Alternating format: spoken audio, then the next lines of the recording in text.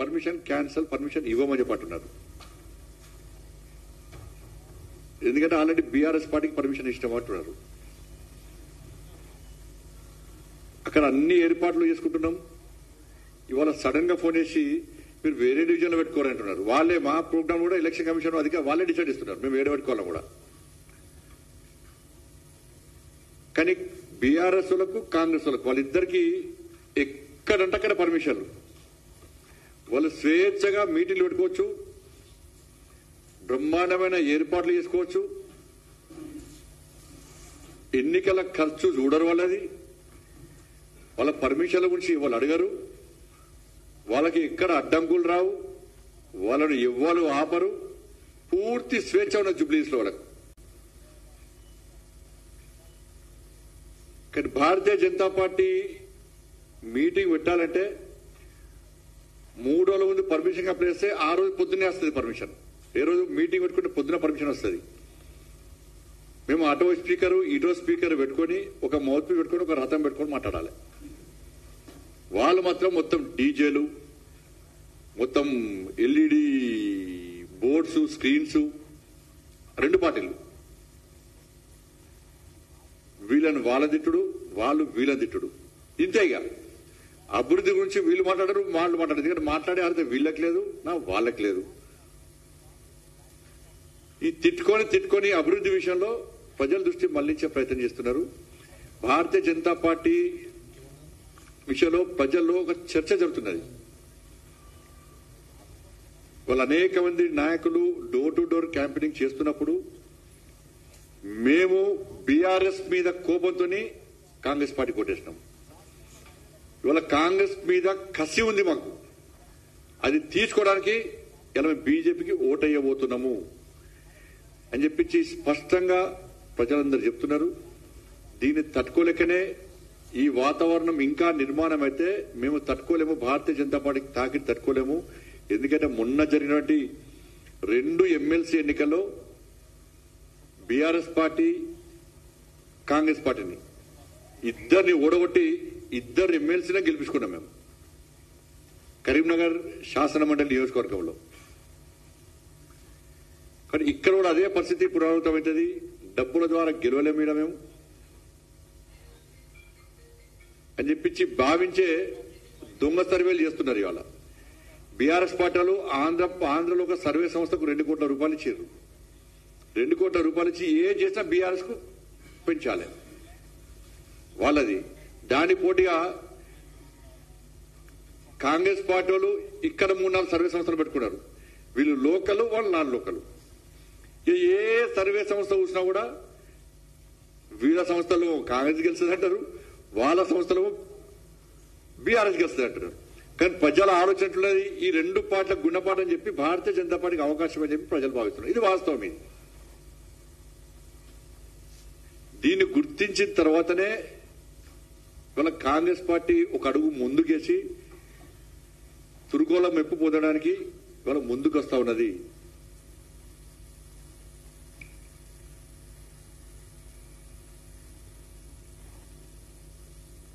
కాబట్టి ఈ ఎన్నికల్లో ఎట్టి బస్సులో భారతీయ జనతా పార్టీ గెలవబోతున్నది. ఇది బీజేపీకి ఎన్ఎంసీ అంటే ఏంటిది? ఐఎంసీ. బీజేపీ వర్సెస్ ఐఎంసీ మధ్య పోటీ. తెలంగాణలో మొదటిదాకా ఐఎన్సీ ఉండే, ఇండియన్ నేషనల్ కాంగ్రెస్ ఉండే. ఇప్పుడు తెలంగాణలో కాంగ్రెస్ పార్టీ పేరు మార్చుకున్నది, ఇండియన్ ముస్లిం కాంగ్రెస్. భారతీయ జనతా పార్టీ వర్సెస్ ఇండియన్ ముస్లిం కాంగ్రెస్ మధ్యలో తెలంగాణ రాష్ట్రంలో పోటీ జరుగుతున్నది జూబ్లీహిల్స్ లో. ఇలా కేవలం వాళ్ళు ఒక వర్గం ఓట్ల కోసం మాత్రమే తాపత్రయపడుతున్నారు. జూబ్లీహిల్స్ ఎన్నికల్లో మెజార్టీ ప్రజలైనటువంటి 80% ఉన్న హిందువులు ఓటు బ్యాంక్ గా మారబోతున్నారు. మేము భారతీయ జనతా పార్టీ వైపు మేమున్నాము అని చెప్పి వాళ్ళకు భరోసా ఇస్తున్నారు. ఎన్నికల వాతావరణం మొత్తం మారిపోతున్నది. భారతీయ జనతా పార్టీకి అనుకూలంగా తయారవుతున్నది. ఈ రోజు మాకొచ్చిన సమాచారం అనేక ప్రాంతాల్లో వాకర్స్ గాని, ఇవాళ పొద్దు నుంచి ఇంటింటికి తిరిగే కార్యక్రమంలో గాని మొత్తం ఓటర్స్ అందరూ కూడా వాళ్ళ నిర్ణయాన్ని మార్చుకున్నారు. బీఆర్ఎస్ అనేది ఫీల్డ్ నుంచి వెళ్ళిపోయింది.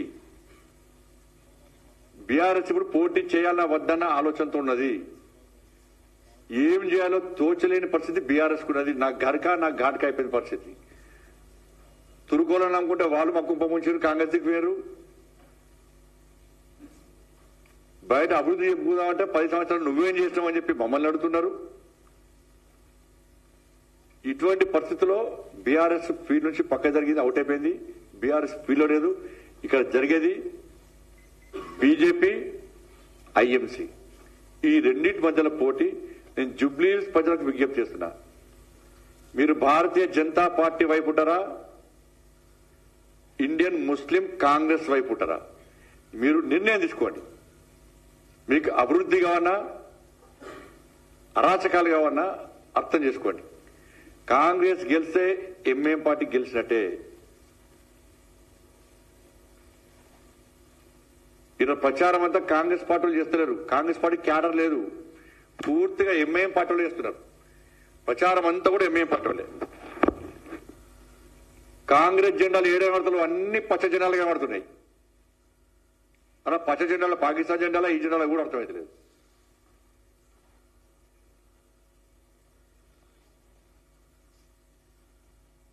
రాష్ట్ర ముఖ్యమంత్రి ఇక దిగజారి ముఖ్యమంత్రి హోదా లెక్క వివరించకుండా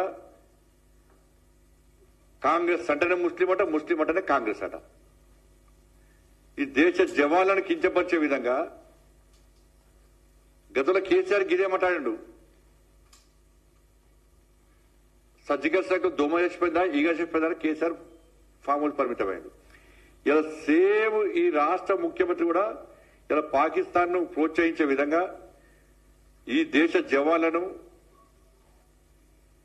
హేళన చేసే విధంగా ఈ దేశానికి వ్యతిరేకంగా వ్యాఖ్యలు చేసే స్థాయికి వచ్చిందంటే మీరు అర్థం చేసుకోండి. నేను కాంగ్రెస్ పార్టీ కార్యకర్తలు విజ్ఞప్తి చేస్తున్నా, మీరు ఎట్టిపల్ల గెలవరు, బీజేపీ గెలవబోతున్నది. ఇక్కడ కాంగ్రెస్ పార్టీ గెలిస్తే కాంగ్రెస్ పార్టీ గెలిచిందని చెప్పుకోరు, ఎంఏఎం పార్టీ గెలిచిందని మాత్రమే మా నాయకులు చెప్పుకుంటారు, రాసి పెట్టుకోరు. అది అంతా అవసరమా మీకు కాంగ్రెస్ పార్టీ క్యాడర్?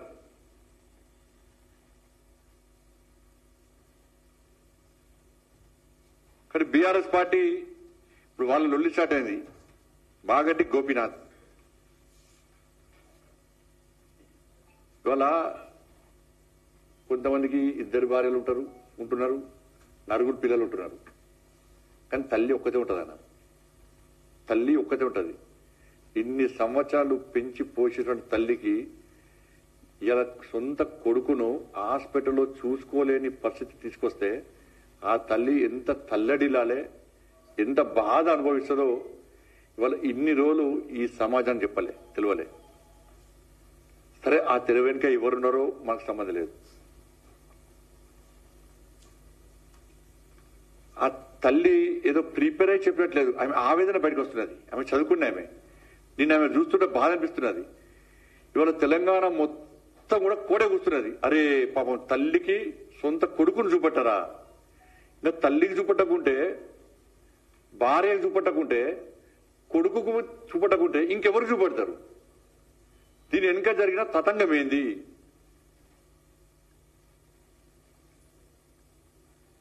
తల్లి డైరెక్ట్ కేసీఆర్ కొడుకు పేరు చెప్పింది. నా కొడుకు మరణము ఒక మిస్టరీ అన్నది. ఏంది అది? ఆ రోజే చనిపోయిందా, అంతకంటే ముందే చనిపోయిందా, కొంతమంది కోసము లేటుగా అనౌన్స్ చేసి డిక్లేర్ చేసిరా? దీని మీద విచారణ జరపాల్సిన అవసరం పక్కా ఉంది. హాస్పిటల్ డాక్టర్ల స్టేట్మెంట్ రికార్డ్ చేయాలి, హాస్పిటల్ యాజమాన్యం స్టేట్మెంట్ రికార్డ్ చేయాలి. మాగంటి గోపీనాథ్ గారి యొక్క తల్లి, వాళ్ళ భార్య, వాళ్ళ కొడుకు, వాళ్ళ స్టేట్మెంట్ రికార్డ్ చేయాలి. చూసండి, ఇవాళ నేను వీడియో చూసి, నేను వాళ్ళ కొడుకు పేరున్నది తారక్.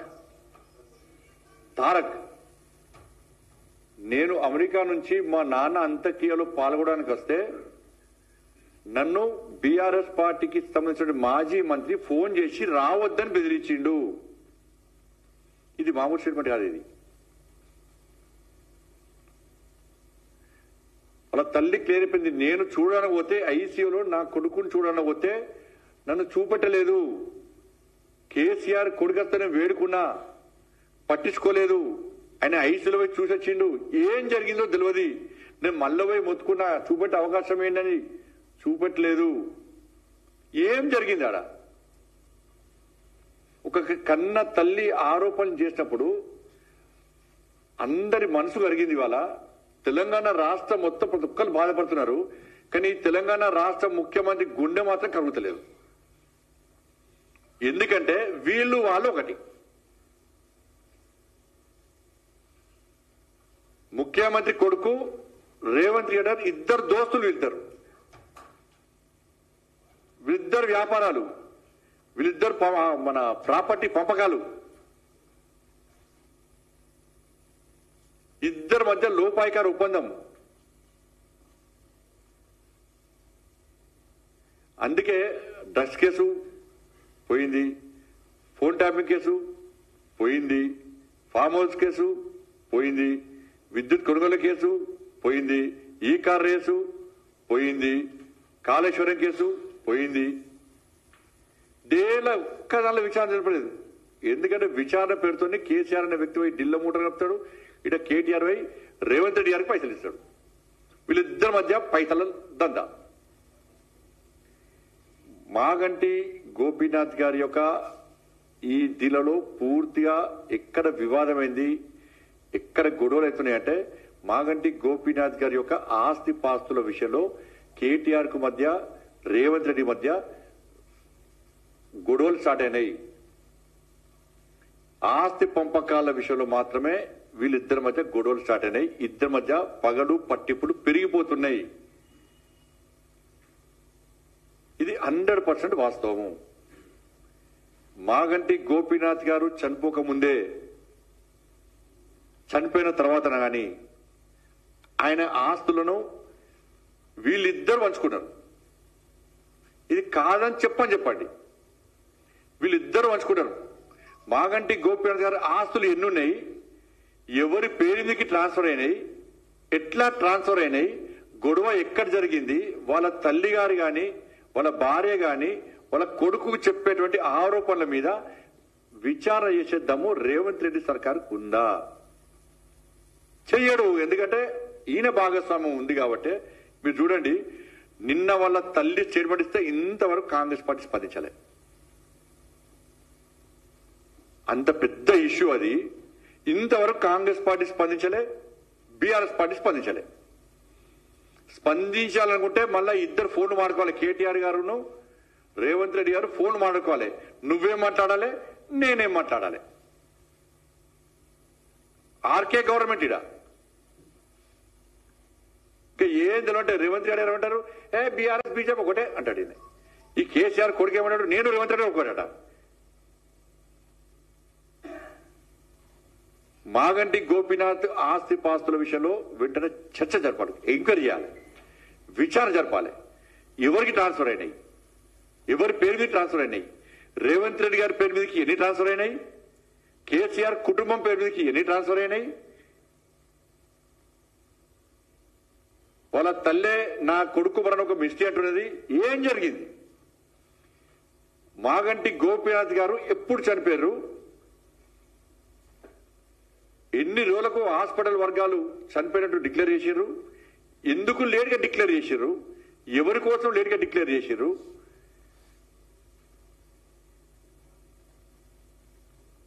దీని మీద పక్కా విచారణ జరగాలి. దీని కాంగ్రెస్ బీఆర్ఎస్ మధ్య ఆస్తి పంపకాల విషయంలో ఎవడన్నా ఆస్తి పంపకాల్లో కుటుంబ సభ్యులు కొట్లాడుకుంటారు ఎవడన్నా.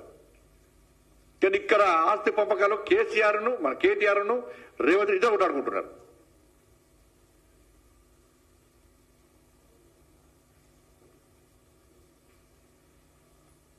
ఇది 100% వాస్తవం.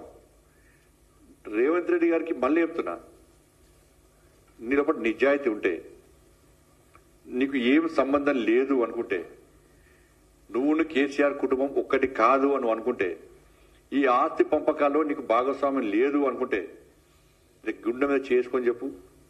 నువ్వు విచారణకు ఎలా ఆదేశించు, నీ పేరు మీద ఏం డాక్యుమెంట్స్ లేవు చూపట్టు, ఎందుకు లేవు, ఎట్లా ఉన్నాయో చూపట్టు, ఎవరి పేరు మీద చూపట్టు, వాళ్ళ భార్య పేరు మీదకి అయినాయా, వాళ్ళ తల్లి పేరు మీదకి అయినాయా, లీగల్గా అయినాయా, ఇల్లీగల్గా అయినాయా, ఇంకెవరి పేరు మీద అయినాయా, ఏం జరిగింది? నువ్వు ఎందుకు స్పందిస్తావు? కానీ జూబ్లీహిల్స్ ఓటర్ మహాశల విజ్ఞప్తి చేస్తున్నా, ఇదంతా కూడా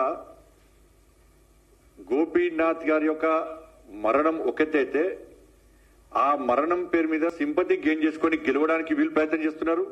పోటీ మరి ఓళ్ళు ఒక భార్యకి సపోర్ట్ చేస్తారు, ఇంకోళ్ళు ఇంకో భార్యకి సపోర్ట్ చేస్తారు. కాంగ్రెస్ పార్టీ ఒక భార్యకి సపోర్ట్ చేస్తుంది, బీఆర్ఎస్ పార్టీ ఇంకో భార్యకి సపోర్ట్ చేస్తారు సింపతి గెయిన్ చేసుకోవడానికి. దీని ద్వారా ఓట్లు పొందే ప్రయత్నం చేస్తున్నారు. దీనికి కారణం ఏంటంటే వాటాలు వస్తాయి. ఒక భార్యకు కొంత వాటా వస్తుంది, ఇంకో భార్యకి ఇంకో వాటా వస్తుంది. దీనిలో వీళ్ళ కమిషన్ వీళ్ళు, వాళ్ళ కమిషన్ వాళ్ళు. ఇది జరిగేది ఇది. దాని మీద తప్ప జూబ్లీహిల్స్ అభివృద్ధి 10 సంవత్సరాలు వాళ్ళు ఏం చేయలే, 2 సంవత్సరాలు వీళ్ళు ఏం చేయలే, దాని మీద చర్చ జరగద్దు అన్న ఆలోచనతోని ఇదంతా తతంగం అంతా నడుపుతున్నారు వీళ్ళు.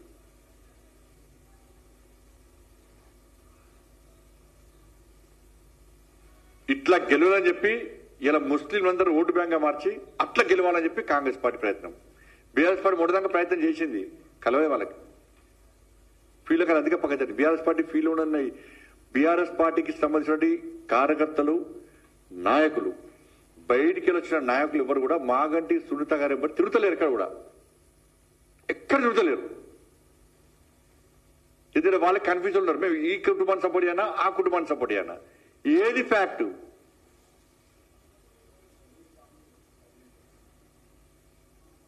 ఈ కన్ఫ్యూజన్ ఉండరు బట్టి బీఆర్ఎస్ పార్టీకి వాళ్ళ కుటుంబ సభ్యులు చేస్తలేదు. అంతా సోషల్ మీడియా సర్వేల పేరుతోని చేస్తున్నారు. కాబట్టి ఇవన్నీ విషయాల్లో రాష్ట్ర ప్రభుత్వాన్ని మళ్ళీ డిమాండ్ చేస్తున్నారు. మీరు విచారణకు ఆదేశించకుంటే ఇలా జూబ్లీహిల్స్ లో ఇలా మీ 2 పార్టీలకు గుండెపాటు చెప్పడానికి ప్రజలు సిద్ధంగా ఉన్నారు. భారతీయ జనతా పార్టీ కార్యకర్తలు కష్టపడి పనిచేస్తున్నారు. ప్రజలు మాకు ఓట్లేయడానికి సిద్ధంగా ఉన్నారు. ఎట్టి బస్సులో ఈ 3 రోజుల లోపల మొత్తం ఎన్నికల వాతావరణం మొత్తం మారబోతున్నది. సర్వేల అంచనాలు తలకిందులు కాబోతున్నాయి. ఎందుకంటే హర్యానాలో బీజేపీ గవర్నమెంట్ రాదన్నారు, వచ్చింది. ఇదే కేసీఆర్ కుటుంబం ఏం చేసింది? అసెంబ్లీ ఎలక్షన్ప్పుడు కాంగ్రెస్ రాదు, మేమే వస్తామని చెప్పుకున్నారు, వచ్చేది రాళ్ళు. రేవంత్ రెడ్డి గారి ప్రభుత్వం, కాంగ్రెస్ పార్టీ ప్రభుత్వం అసలు ఎన్నికల్లో మనం గెలవనిచ్చారు వాళ్ళు గెలవలేదా?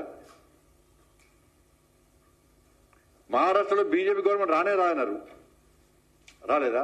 ఇక్కడ బీజేపీ ఎంపీ 2 గెలుస్తున్నారు, 8 గెలిచినాం. మొన్న శాసన మండలి ఎన్నికలు కూడా బీజేపీ 3rd ప్లేస్ అన్నారు. శాసన మండలి ఎన్నిక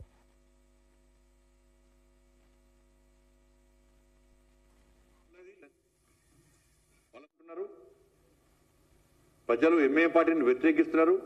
భారతీయ జనతా పార్టీ పాత బస్తీనే కొత్త బస్తీ ఇవ్వాలనుకుంటే ఇవాళ ఈ కాంగ్రెస్ పార్టీ ఈ భాగ్యనగర్ మొత్తం కూడా పాత బస్తీ చేయాలని చెప్పి ఆలోచనతో కుట్రగా వివరిస్తున్నది. గతంలో బీఆర్ఎస్ జూబ్లీహిల్స్ ను డ్రగ్స్ కు అడ్డగా మార్చింది. ఇలా కాంగ్రెస్ పార్టీ జూబ్లీహిల్స్ ను చైన్ స్నాచర్లకు, గంజాయి దందాకు, సంఘ విద్రోహ శక్తులకు అడ్డగా మార్చే ప్రయత్నం కాంగ్రెస్ పార్టీ చేస్తున్నది.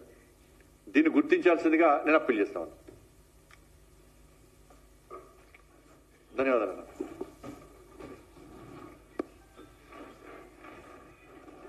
ప్రోగ్రామ్ కూడా ఎలక్షన్ కమిషన్ అధికారులు వాళ్ళే డిసైడ్ ఇస్తున్నారు, మేము ఏడబెట్టుకోవాలి కూడా. కానీ బీఆర్ఎస్ లకు కాంగ్రెస్